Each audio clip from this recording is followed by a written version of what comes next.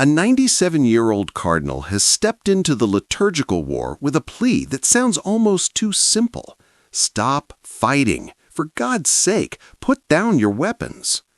Cardinal Walter Brandmüller, the oldest German cardinal and a respected church historian, knows what he's talking about. He lived through the reforms of Pius XII as a young seminarian. He watched the chaos after Vatican II unfold. And now, from the vantage of nearly a century, he's asking both sides to stop shooting. Here's what surprises many. Brandmüller doesn't blame Vatican II. It is not the Second Vatican Council's constitution, Sacrosanctum Concilium, that opened the rift, but rather the implementation of the liturgical reform after the council.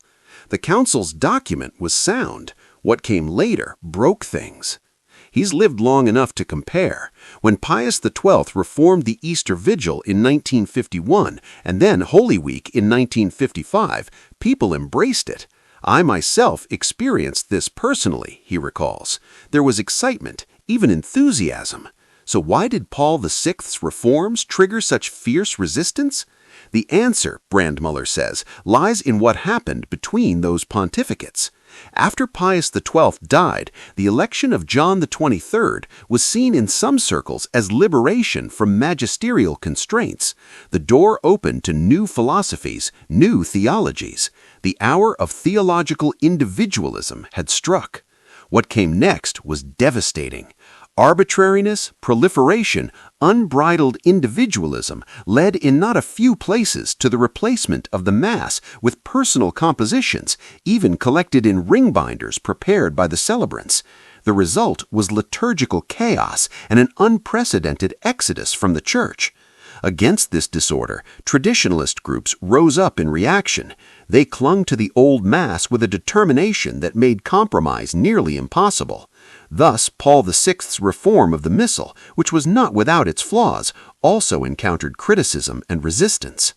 For Brandmüller, the fight over rite masks something deeper: confusion about the Eucharist itself.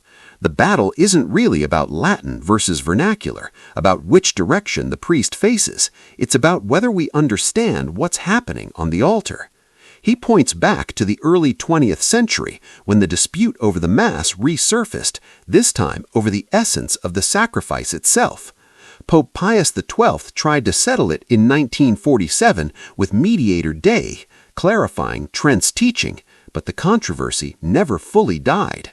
Today, he warns, the excessive emphasis to the point of true absolutation on the convivial nature of the Holy Mass has led and still leads to grave liturgical abuses, sometimes even blasphemous. The heart of the problem is that this dissolution of liturgical unity is the fruit of uncertainty or even of a loss of authentic faith.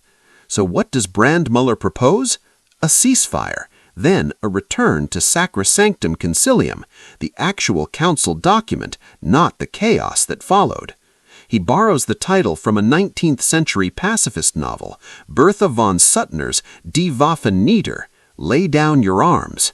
The message applies to both sides.